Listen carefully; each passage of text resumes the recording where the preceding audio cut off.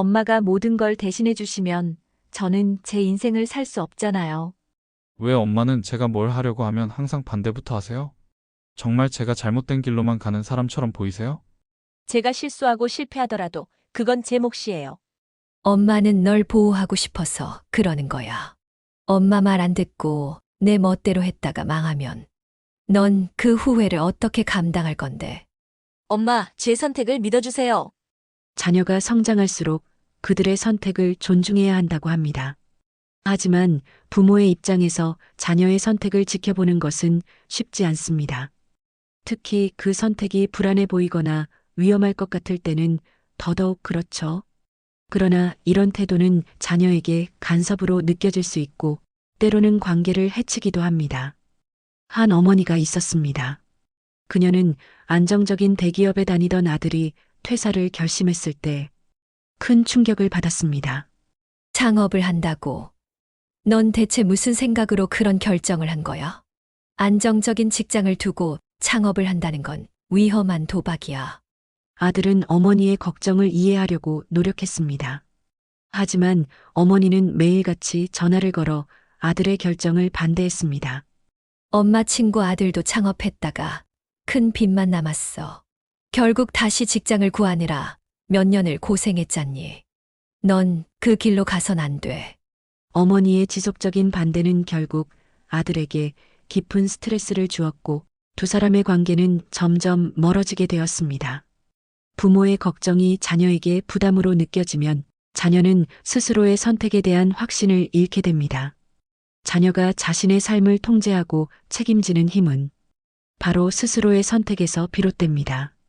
하지만 그 선택을 존중받지 못하면 자녀는 독립적인 사고를 잃고 자신감을 잃게 될 가능성이 높아집니다.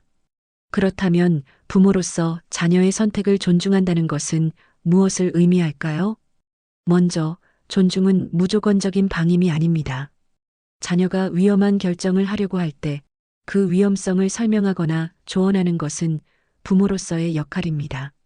하지만 조언을 넘어서 최종적인 결정을 대신 내려주는 것은 자녀의 자율성을 침해할 수 있습니다. 또한 부모가 자녀에게 심리적인 안정감을 제공하는 것은 무엇보다 중요합니다. 내가 어떤 길을 선택하든 나는 항상 내 편이야라는 말은 단순히 위로를 넘어 자녀가 실패를 두려워하지 않고 도전할 수 있는 용기를 심어줍니다. 이 한마디가 자녀의 삶에 얼마나 큰 영향을 미칠지는 우리가 상상하는 것 이상일지도 모릅니다. 부모의 불안은 자녀의 선택을 방해하는 가장 큰 이유 중 하나입니다. 이 선택이 잘못되면 어떻게 하지? 라는 생각이 앞서게 되는 것이죠. 하지만 부모의 불안이 자녀의 선택을 억제하면 그들의 실패와 성공, 그리고 배움의 기회를 빼앗는 결과로 이어질 수 있습니다. 자녀는 실수를 통해 배우고 실패를 통해 성장합니다. 이 과정을 지켜봐 주는 것이야말로 진정한 존중입니다. 자녀가 중요한 결정을 내릴 때, 넌 어떻게 생각하니? 라고 물어보는 것만으로도 큰 변화를 만들 수 있습니다. 그들의 생각을 먼저 듣고 의견을 존중하며 선택의 결과를 함께 받아들이겠다는 태도를 보여주는 것이 필요합니다. 조언과 지지의 균형을 맞추는 것도 중요합니다. 엄마는 내가 잘 되길 바라서 많이 걱정돼. 하지만 내가 정말로 원한다면 믿어볼게라는 말은 자녀에게 강력한 신뢰를 전달합니다. 혹시 지금 당신도 자녀의 선택에 불안함을 느끼고 계신가요? 그들의 길이 부모로서 납득되지 않을지라도 그 선택을 믿어주는 자세가 필요합니다. 자율성을 존중한다는 것은 그들이 실수와 도전을 통해 성장할 기회를 주는 것입니다. 진정한 지지는 간섭이 아니라 신뢰에서 시작됩니다. 오늘부터는 자녀에게 내가 어떤 길을 가든 엄마는 항상 내 편이야라는 말을 전해보세요. 그것이야말로 자녀가 필요로 하는 가장 큰 응원이 될 것입니다. 엄마, 내가 알아서 할게. 날 엄마 뜻대로 하려고 하지 좀 마라. 딸의 말은 어머니에게 충격처럼 다가왔습니다. 내가 사랑한다고 믿었던 모든 행동이 왜 딸에게는 통제처럼 느껴졌을까? 내가 딸을 돕고 싶어서 했던 일들이 왜 딸을 더 힘들게 만든 걸까? 우리는 사랑하는 사람을 돕고자 할 때 그들을 대신해 문제를 해결하려는 본능에 빠지곤 합니다. 특히 부모로서 자녀를 위해 최선을 다한다는 이유로 그들의 선택을 제한하거나 심지어 삶의 방향까지 결정하려는 경우도 많습니다. 하지만 이런 행동이 사랑이 아닌 통제로 느껴진다면 그 진심은 전달되지 못하고 관계에 금이 가기 시작합니다. 어머니는 손주의 학원 문제부터 딸의 직장까지 모든 결정을 자신이 내렸습니다. 이사를 해야 할 집까지 알아보고 심지어 전세금을 보태는 데까지 나섰죠. 처음에는 딸도 고마워했지만 점점 어머니의 도움이 무겁게 느껴졌습니다. 엄마, 정말 감사하지만 제가 스스로 해보고 싶어요. 제가 실패하더라도 그것도 제 경험으로 남게 해주세요. 이 말을 들은 어머니는 깨달았습니다. 자신의 행동이 딸의 삶을 통제하고 있다는 사실을요. 그녀는 딸에게 필요한 것이 완벽한 도움보다 스스로 선택하고 실패할 기회를 주는 것임을 알게 되었습니다. 사랑이 통제가 아닌 지지로 받아들여지기 위해서는 몇 가지 중요한 원칙이 필요합니다. 첫째, 도움을 주기 전에 먼저 자녀의 생각을 물어보는 것입니다. 넌 어떻게 하고 싶니? 라는 질문은 자녀에게 자신의 의견이 존중받고 있다는 신뢰를 심어줍니다. 둘째, 필요하지 않은 도움은 자제하세요. 섣불리 나서지 말고 필요하면 언제든 말해라고 여지를 남기는 태도가 중요합니다. 이는 자녀가 부모의 도움에 의존하지 않고 스스로 해결책을 찾도록 돕습니다. 셋째, 작은 결정이라도 자녀가 스스로 할 수 있도록 맡겨주세요.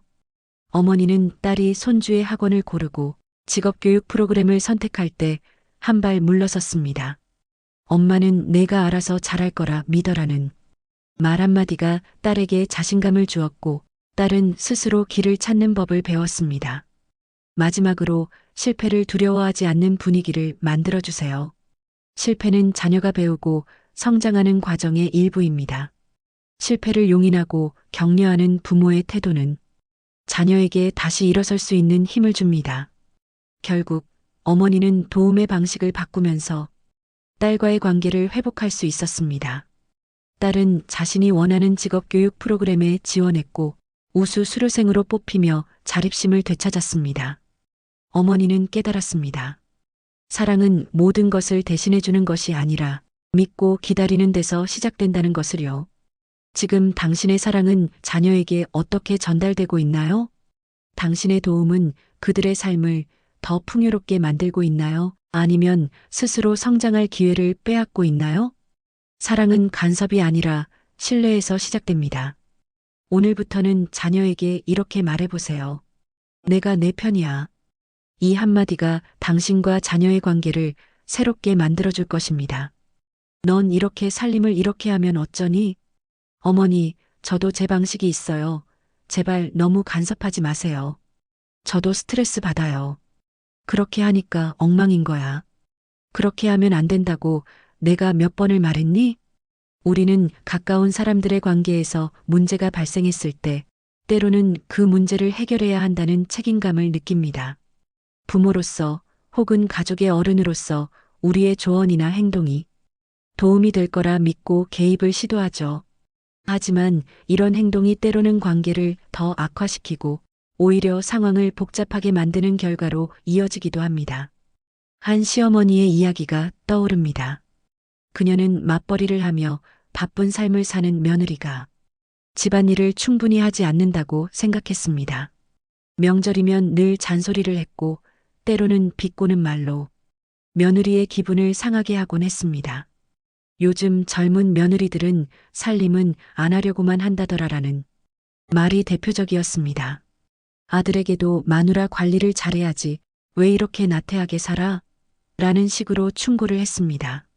그녀는 이 모든 것이 가족을 위한 일이라고 믿었습니다. 그러나 결과는 정반대였습니다. 며느리는 결국 폭발했고 아이들을 데리고 집을 나가버렸습니다. 아들과 며느리의 관계는 완전히 단절되었고 가족 간의 대화도 끊어졌습니다. 시간이 지나고 아들은 어머니에게 며느리의 상태를 이야기했습니다. 그녀가 우울증 약을 복용하고 있었고 집안일과 직장 생활을 병행하며 극심한 스트레스를 받고 있었다는 사실을요. 어머니는 그제야 자신이 얼마나 큰 실수를 했는지 깨달았습니다. 그녀는 자신이 개입했던 모든 순간들이 오히려 며느리와 아들의 관계를 악화시켰다는 사실을 인정하게 되었습니다. 관계에 대한 참견은 좋은 의도로 시작될 수 있습니다. 하지만 그것이 상대방에게는 비난으로 느껴질 수 있습니다. 우리가 진정으로 상대를 돕고 싶다면 개입보다는 조용히 지켜보고 필요한 순간에 지지하는 태도가 더 큰 도움을 줄 수 있습니다. 그렇다면 어떻게 하면 타인의 관계에 대해 참견하지 않으면서도 적절한 도움을 줄 수 있을까요? 첫째, 문제를 먼저 들어보는 것이 중요합니다. 관계에서 벌어진 문제는 당사자들만이 온전히 이해할 수 있는 복잡한 맥락을 가지고 있습니다. 부모나 주변인이 모든 것을 알지 못하는 상태에서 조언을 던지는 것은 오히려 갈등을 심화시킬 수 있습니다. 둘째, 중립을 유지하는 태도가 필요합니다. 한쪽 편을 들어 조언하거나 비난하기보다는 양측 모두의 입장을 공감하며 지켜보는 것이 더 중요합니다. 너희 둘이 어떻게 생각하는지 듣고 싶다라는 말은 관계를 회복하는데 더 큰 힘을 발휘할 수 있습니다. 셋째, 조언 대신 행동으로 도와주세요. 말로 문제를 지적하기보다 상대가 필요로 하는 작은 도움을 실천해 보세요. 예를 들어, 며느리에게 오늘은 내가 저녁 준비를 맡을게. 너는 좀 쉬어라라고 말하는 것은 잔소리보다 훨씬 큰 위로를 줍니다. 마지막으로 필요하지 않은 순간에는 침묵을 선택하세요. 때로는 침묵이 가장 강력한 지지의 표현이 될 수 있습니다. 문제를 스스로 해결하도록 기다려주는 것이야말로 그들이 자립적으로 관계를 정리하고 개선할 수 있는 기회를 제공합니다. 혹시 지금 당신도 가까운 사람들의 관계에 지나치게 개입하고 있지는 않으신가요? 그들의 문제를 대신 해결하려는 시도는 결국 갈등을 더 키울 수 있습니다. 때로는 멀리서 지켜보는 태도와 필요할 때 적절히 도와주는 행동이 더 큰 사랑이 될 수 있습니다. 타인의 관계는 우리가 감당할 수 없는 영역일 때가 많습니다. 대신 우리가 할 수 있는 것은 그들이 스스로 문제를 해결할 수 있도록 믿어주고 기다려주는 것입니다. 그 믿음이야말로 관계를 회복하고 더욱 깊고 단단한 유대감을 만들어줄 것입니다. 가장 가까운 사람들의 관계에 개입하는 일이 오히려 관계를 망치는 결과를 낳을 수 있다는 사실을 살펴봤습니다. 하지만 관계만큼이나 우리를 혼란스럽게 만드는 순간이 또 있죠. 바로 사랑하는 사람의 실패를 마주했을 때입니다. 우리는 그들에게 어떤 말을 해야 할까요? 실패로 상처받은 마음을 어떻게 위로할 수 있을까요? 아빠, 제가 잘못한 건 알아요. 하지만 아빠까지 계속 저를 비난하시면 저는 정말 어디에서 힘을 얻어야 하죠? 아들은 침묵을 깨고 힘겹게 말을 이어갔습니다. 그의 목소리에는 후회와 좌절, 그리고 작은 기대감이 섞여 있었습니다. 아버지는 순간 자신이 아들의 실패에 어떤 상처를 더하고 있었는지 깨달았습니다. 사랑하는 사람이 실패했을 때 우리는 본능적으로 문제를 지적하거나 원인을 분석하려는 경향이 있습니다. 그렇게 하지 말라고 했잖아. 내 말을 들었으면 이런 일은 없었을 거야. 이런 말들은 우리가 걱정해서 하는 것이지만 실패한 사람에게는 비난처럼 들리고 더 큰 좌절을 가져옵니다. 한 아버지와 아들의 이야기를 보겠습니다. 아들은 분식점을 열며 요식업에 도전했지만 가게는 몇 달 만에 문을 닫았습니다. 경제적 손실과 실패의 좌절감에 빠진 아들에게 아버지는 계속 말했습니다. 내가 뭘 했니? 애초에 하지 말랬잖아. 실패를 경험한 사람에게 가장 필요한 것은 비난이 아니라 진심 어린 위로입니다. 실패는 그 자체로 충분히 큰 고통이기 때문에 그들이 필요로 하는 것은 감정을 이해하고 공감하며 다시 일어설 용기를 주는 것입니다. 그렇다면 실패한 사람에게 어떤 태도를 보여야 할까요? 먼저 실패의 이유를 따지기보다 그들의 감정을 인정하고 공감하는 것이 중요합니다. 많이 힘들었지? 내가 얼마나 노력했는지 알고 있어라는 말은 상대의 고통을 이해하는 데서 시작됩니다. 두 번째로 도전을 인정하는 태도가 필요합니다. 실패는 곧 도전의 결과입니다. 너는 정말 대단해. 이렇게 용기 내서 새로운 걸 시도했다는 것 자체가 멋진 일이야 라는 말은 상대가 실패를 긍정적으로 받아들이도록 돕습니다. 세 번째로 실패를 성장의 기회로 볼 수 있게 도와주세요. 이번 경험을 통해 배운 점이 있다면 다음엔 더 잘할 수 있을 거야 라는 말은 실패를 더 나은 시작으로 연결할 수 있는 힘을 줍니다. 마지막으로 실질적인 도움을 제공하세요. 내가 뭘 도와줄 수 있을까? 라는 질문은 상대가 스스로 해결책을 찾을 수 있도록 돕는 동시에 필요할 때 곁에 있겠다는 메시지를 전달합니다. 아버지는 아들에게 진심으로 사과하며 그의 노력을 인정했습니다. 아들은 그 격려 속에서 새로운 도전을 준비하며 조금씩 자신감을 되찾았습니다.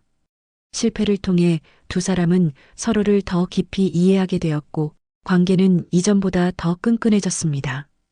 혹시 지금 당신도 사랑하는 사람의 실패를 지켜보며 답답함을 느끼고 있나요? 그들에게 필요한 것은 비난이나 충고가 아닙니다. 대신 이렇게 말해보세요. 넌 충분히 잘하고 있어. 그리고 난 항상 내 편이야. 이 한마디가 그들에게는 가장 큰 위로와 용기가 될 것입니다. 누군가의 실패를 위로하고 격려하는 것은 관계를 회복하고 더 깊은 신뢰를 쌓는데 중요한 역할을 합니다. 하지만 그와 반대로 때로는 자신의 성공을 과시하거나 자랑함으로써 관계를 망치는 경우도 있습니다. 이번에는 물질적 성공과 자랑이 주변 사람들에게 어떤 영향을 미칠 수 있는지 이야기해 보겠습니다. 내가 가진 건물이 요즘 시세가 이렇게 올랐어. 임대료만 해도 매달 이 정도는 나오니까 너무 감사하지. 여성이 즐거운 표정으로 말했다. 반면 그녀의 친구는 조용히 웃으며 고개만 끄덕였다. 사업 실패로 경제적으로 힘든 상황에 놓인 그녀는 그 자랑을 들으며 점점 마음이 무거워졌다. 나는 이렇게 힘든데 저 이야기를 또 들어야 하나? 속으로 삼키는 말이 쌓이면서 그녀는 점점 모임에서 멀어졌다. 우리는 종종 자신의 성취를 이야기하고 싶어 합니다. 그것이 작은 성취든 큰 성공이든 누군가에게 인정받고 싶은 욕구는 자연스러운 일입니다. 하지만 자랑은 때로 주변 사람들에게 의도치 않은 상처를 줄 수 있습니다. 성공을 자랑하는 사람이 나쁜 의도를 가지고 있는 것은 아니더라도 듣는 사람의 상황에 따라 그 이야기가 무거운 부담으로 다가오기도 합니다. 물질적 성공은 자랑하고 싶은 욕구를 느끼게 만듭니다. 그러나 그 욕구를 통제하고 주변 사람들과 건강한 관계를 유지하려면 몇 가지 태도가 필요합니다. 자신이 말하려는 이야기가 상대방의 상황에 어떤 영향을 미칠지 고민해 보는 것입니다. 내가 이 이야기를 하는 게 지금 적절할까? 상대방은 어떻게 느낄까? 같은 질문을 스스로에게 던져보세요. 또한 상대방의 이야기에 더 많은 시간을 할애하는 것이 좋습니다. 친구가 처한 상황이나 고민을 먼저 듣고 공감하는 태도는 관계를 더 단단하게 만들어줍니다. 그들의 이야기에 집중하면서 공감의 말 한마디를 건네는 것이 성공 자랑보다 훨씬 값진 행동이 될 수 있습니다. 자신을 자랑하기보다 조용히 도울 방법을 찾는 것이 중요합니다. 경제적으로 어려움을 겪고 있는 사람에게 직접적인 도움을 제안하기 어렵다면 부담스럽지 않게 말해보세요. 혹시 내가 도울 수 있는 일이 있다면 언제든 말해줘라는 진심 어린 한마디가 상대방에게 큰 위로가 될 수 있습니다. 혹시 지금 당신도 자신의 성공을 자랑하며 주변 사람들과 거리가 생긴 적이 있나요? 성공은 스스로 축하하며 주변 사람들에게는 관심과 배려를 건네보세요. 진정한 성공은 혼자만의 것이 아니라 주변 사람들과 함께 나누는 행복에서 빛나는 것이 아닐까요? 물질적 성공을 자랑하는 일이 관계를 멀어지게 만들 수 있다는 사실을 살펴봤습니다. 그런데 성공뿐 아니라 외모와 건강에 대한 자랑도 때로는 다른 사람들에게 상처를 주고 관계를 어색하게 만들곤 하죠. 다음은 외모와 건강 자랑이 어떤 영향을 미칠 수 있는지 이야기해 보겠습니다. 나는 매일 아침 5시에 일어나 운동을 해. 그래서 아직도 몸매가 이 정도잖아. 나이가 들어도 관리하기 나름이야. 그녀의 이야기는 자부심으로 가득했지만 맞은편에 앉아있던 친구는 말없이 웃어 보일 뿐이었다. 항암 치료로 몸이 약해지고 외모가 변한 그녀에게는 그 말이 마치 자신의 상태를 부각하는 듯한 칼처럼 다가왔다. 나는 이렇게 망가졌는데 저런 이야기를 들어야 하나? 마음속에서 혼란스러운 감정이 뒤섞인 채 그녀는 조용히 자리를 떴다. 외모와 건강에 대한 자랑은 자신감을 표현하는 방식이 될 수 있습니다. 특히 나이가 들수록 건강과 젊음을 유지하려는 노력은 중요하고 가치 있는 일이죠. 하지만 이런 자랑이 항상 긍정적인 영향을 주는 것은 아닙니다. 듣는 사람의 상황에 따라 비교 심리나 상실감을 유발해 관계를 어색하게 만들기도 합니다. 앞서 친구와의 상황에서 그녀는 단순히 자신의 성취를 자랑한 것뿐이라고 생각했지만 듣는 이는 전혀 다른 감정을 느꼈던 것입니다.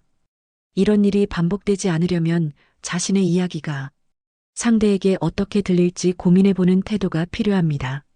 내가 이 이야기를 하면 상대방은 어떤 감정을 느낄까? 라는 질문을 스스로에게 던져보는 것만으로도 불필요한 상처를 예방할 수 있습니다. 또 자신의 성취보다는 상대방의 이야기에 더 귀를 기울여 보세요. 대화를 나눌 때 너는 요즘 어떻게 지내? 라고 묻는 것만으로도 상대방이 마음을 열고 편안하게 대화할 수 있는 계기를 만들 수 있습니다. 외모와 건강은 자신을 돌보는 노력의 결과일 수 있지만 그 자랑이 주변 사람에게 상처로 다가갈 수 있다는 사실을 잊지 말아야 합니다. 혹시 지금 당신도 외모와 건강에 대한 자랑으로 관계가 어색해진 적은 없나요? 그 자랑이 불필요한 비교를 만들지 않도록 상대방의 감정을 배려하며 대화를 나눠보세요. 공감과 이해는 언제나 자랑보다 깊은 관계를 만들어줍니다. 외모와 건강 자랑이 관계를 소원하게 만들 수 있다는 점을 살펴봤습니다. 그런데 단순히 외모뿐만 아니라 자신이 맺고 있는 인간관계나 인맥을 자랑하는 것도 다른 사람들에게 열등감을 줄 수 있습니다.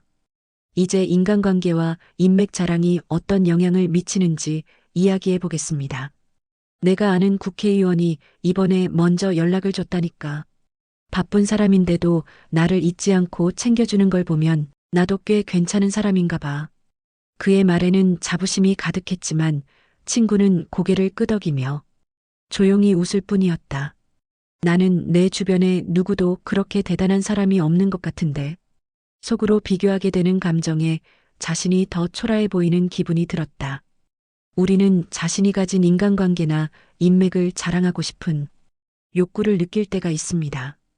이는 자신을 인정받고 싶어 하는 자연스러운 마음일 수 있습니다. 그러나 이런 자랑이 때로는 상대방에게 상처를 주거나 비교와 열등감을 유발할 수 있다는 사실을 간과하기 쉽습니다.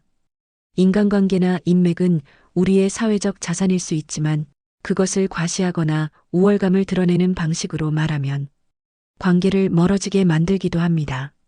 인간관계와 인맥에 대한 자랑은 우리를 돋보이게 만들려는 의도에서 비롯되지만 그것이 비교 심리를 유발하거나 타인에게 부담을 줄 수 있다면 자랑은 더 이상 긍정적인 역할을 하지 못합니다.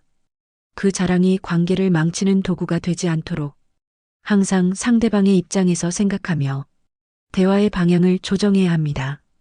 물질적 성공과 외모, 건강, 그리고 인간관계나 인맥에 이르기까지 모두 우리가 자랑을 통해 자신을 드러내고 싶어하는 욕구와 관련이 있습니다.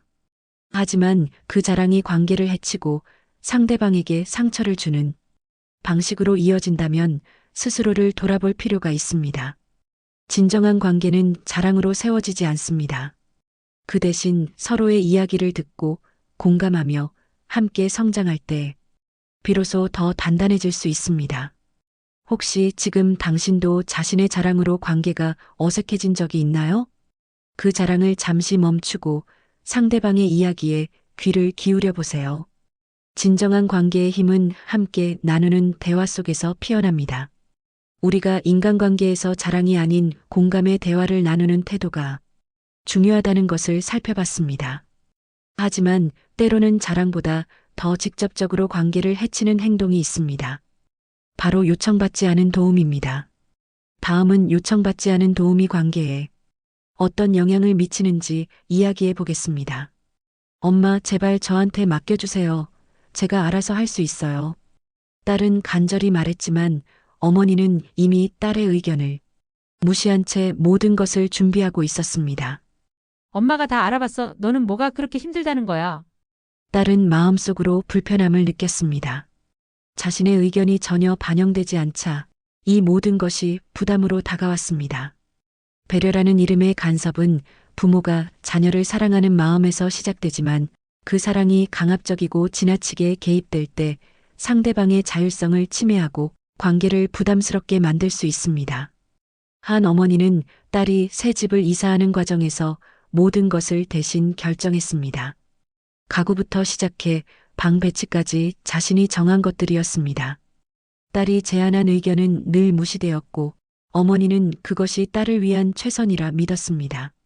하지만 결국 딸은 점점 더 고립감을 느꼈습니다. 자신이 스스로 선택할 수 있는 기회가 줄어들었고 이 모든 게 어머니의 사랑에서 비롯된 것이란 사실이 더 고통스러웠습니다. 이게 정말 내 삶이 맞나? 라는 의문이 들었습니다. 이처럼 사랑과 배려는 때로 과도한 개입으로 변할 수 있습니다. 그러나 사랑은 상대방의 자율성을 인정하고 그들의 선택을 존중하는 방식으로 표현되어야 관계를 건강하게 만들 수 있습니다. 첫 번째로 중요한 점은 상대방의 의견을 경청하는 것입니다. 내가 어떻게 할지 나도 믿어. 내가 필요할 때 언제든지 말해줘라는 말을 통해 서로의 자율성을 존중할 수 있습니다. 둘째, 도움을 주려는 마음이 강요로 변하지 않도록 배려해야 합니다. 상대방이 요청하지 않았을 때는 그것을 억지로 도와주려 하지 말고 필요한 때에 도움을 줄 수 있는 여유를 가져야 합니다. 셋째, 지지와 응원은 무엇보다 중요합니다. 내가 잘할 수 있을 거야. 내가 항상 응원할게라는 말은 상대방에게 신뢰와 용기를 주며 그들의 독립적인 결정을 돕는 역할을 합니다. 혹시 지금 당신도 누군가를 돕고자 하는 마음이 상대방에게 부담을 주고 있지는 않나요? 진정한 사랑은 모든 것을 대신하는 것이 아니라 상대방이 필요할 때 그들의 방식에 맞춰 기다려주는 것입니다. 과잉 보호와 강요가 관계를 어렵게 만들 수 있다는 사실을 기억하며 이제 과잉 보호가 관계에 미치는 영향을 살펴보겠습니다. 아빠, 저는 혼자 할 수 있어요. 제발 믿어주세요. 아들은 결국 힘들게 말했습니다. 그동안 아버지는 아들이 하는 일에 개입하며 모든 것을 대신 해주려 했습니다. 사업 계획부터 친구 관계까지 아버지는 그의 결정을 늘 더 나은 방향으로 바꾸려 했습니다. 하지만 아들은 점점 더 자신감을 잃어갔고 마음속에서 아버지에게 무엇이든 맡기고 싶어 하는 자신이 마음을 이해하지 못했습니다. 내가 그런 일을 할 수 있을지 걱정돼서 그래. 내가 도와줘야지. 배려라는 이름의 간섭은 부모가 자녀를 사랑하는 마음에서 시작되지만 자주 그 사랑이 과도하게 개입되는 형태로 변할 수 있습니다. 아버지는 아들이 선택한 길이 자신이 생각하는 것보다 더 어려울 것이라 판단하고 모든 것을 대신 해주려고 했습니다. 하지만 아들은 점차 그런 배려가 부담스러워지기 시작했습니다. 자신의 결정이 중요하지 않다고 느껴지면서 결국 아버지와의 관계에서 벗어나고 싶은 마음이 커졌습니다. 이처럼 과도한 개입이나 지원은 사랑의 표현이 아니라 자율성을 침해하고 자녀가 스스로 성장할 기회를 빼앗는 결과를 낳을 수 있습니다. 부모는 자녀에게 필요한 것은 직접적인 도움이 아닌 그들이 스스로 결정을 내리고 경험할 수 있는 자율성을 제공하는 것임을 깨달아야 합니다. 아버지가 아들에게 무조건적인 도움을 주는 대신 아들이 스스로 결정할 기회를 제공하고 그 선택을 지지하는 방식으로 변했다면 아들의 신뢰와 자율성도 함께 성장했을 것입니다. 그렇다면 과잉 보호에서 벗어나 자율성을 존중하는 사랑을 실천하려면 어떻게 해야 할까요? 우선 상대방의 선택을 존중하는 것이 가장 중요합니다. 내가 어떤 결정을 하든지 나는 내가 할 수 있다는 걸 믿어라는 말을 통해 자녀는 자신감을 얻고 부모와의 관계도 더욱 강해질 수 있습니다. 부모는 자녀가 실수를 하더라도 그것을 학습의 기회로 받아들여야 합니다. 실수는 성장의 일부야. 내가 경험을 통해 배우는 것이 중요해라고 말함으로써 자녀는 실패를 두려워하지 않고 도전할 수 있는 용기를 가지게 됩니다. 또한 부모는 도움을 제공할 때 자녀의 필요에 맞추어야 합니다. 무조건적인 개입보다는 상대방이 필요할 때 지원을 제공하는 것이 더 효과적입니다. 자녀가 스스로 할 수 있는 부분에 대해서는 부모가 기다려주고 그들이 도움이 필요할 때 제공하는 것이 진정한 배려입니다. 이런 태도는 자녀가 독립적으로 자립할 수 있도록 돕고 부모와 자녀 간의 신뢰를 쌓는 기회가 됩니다. 결국 자율성을 존중하는 사랑은 자녀가 스스로 선택할 수 있는 공간을 제공하고 그들이 성장할 수 있도록 격려하는 것입니다. 아버지가 아들에게 자율성을 인정하고 그가 자신감을 얻을 수 있도록 돕는 것이 진정한 사랑의 시작이었습니다. 아버지가 아들의 결정을 지지하고 그가 실수로부터 배우도록 존중하는 과정에서 그들의 관계는 더욱 깊어졌습니다. 혹시 지금 당신도 누군가에게 너무 많은 도움을 주고 있지는 않나요? 자율성을 존중하는 사랑은 상대방이 스스로 할 수 있도록 믿어주는 것입니다. 그렇게 할 때 관계는 더 깊어지고 강해질 수 있습니다. 사랑은 강요가 아닌 믿음과 기다림에서 비롯됩니다. 결론, 자율성을 존중하는 사랑이 관계를 더욱 깊고 강하게 만든다. 지금까지 우리는 배려라는 이름의 간섭이 어떻게 상대방의 자율성을 해칠 수 있는지, 그리고 자율성 존중이 관계를 더 건강하고 깊게 만드는 이유에 대해 이야기했습니다. 부모나 가까운 사람들이 자신의 방식으로 상대방을 돕고자 할 때 그 사랑이 과도한 개입으로 변질될 수 있음을 알게 되었습니다. 사랑은 상대방을 강요하거나 통제하는 것이 아니라 그들이 스스로 선택하고 성장할 수 있도록 도와주는 것임을 깨달았습니다. 우리가 가장 중요하게 배운 점은 상대방이 자신의 선택을 할 수 있는 기회를 제공하는 것이 진정한 사랑이라는 것입니다. 자율성 존중이란 상대방을 믿고 기다려주는 것, 그들이 자신의 길을 선택하고 그 길을 걸어갈 수 있도록 돕는 것입니다. 이렇게 할 때 관계는 더욱 깊고 강해지고 서로를 이해하고 존중하는 마음이 커집니다. 사랑은 결코 강요가 아니며 상대방을 자유롭게 성장할 수 있게 돕는 데서 진정한 힘이 나옵니다. 진정한 사랑은 상대방을 있는 그대로 받아들이고 그들이 자유롭게 성장할 수 있도록 돕는 것이다. 자율성을 존중하는 것이 사랑의 본질임을 깨달은 순간 우리는 더 깊은 관계를 만들 수 있습니다. 우리는 이제 자율성 존중을 실천하며 사랑하는 사람들에게 자신의 선택을 할 기회를 주고 그들의 결정을 믿어주고 지지하는 것이 얼마나 중요한지 알게 되었습니다. 우리가 상대방을 지지하고 기다려주면 그들은 더 자신감을 갖고 관계는 더욱 깊어질 것입니다. 사랑은 기다림과 존중에서 시작되며 그 사랑이 관계를 더욱 강하게 만들어줍니다. 여러분도 사랑하는 사람의 선택을 믿고 존중하며 그들이 성장할 수 있도록 돕는 관계를 만들어 가세요. 그럴 때 여러분의 삶과 관계는 더욱 깊고 강해질 것입니다. 작은 깨달음이 하나둘 모이면 어느새 인생이 술술 풀리는 놀라운 변화가 시작됩니다. 우리가 나눈 이야기가 여러분의 삶을 더 부드럽고 풍요롭게 만드는 작은 지혜가 되길 바랍니다. 구독과 좋아요, 알림 설정을 통해 앞으로도 값지고 의미 있는 이야기들을 함께 나눠주세요. 그리고 이 지혜가 꼭 필요한 소중한 분들에게도 잊지 말고 공유해주세요. 끝까지 시청해주셔서 감사합니다. 다음에 더 좋은 이야기로 찾아뵙겠습니다.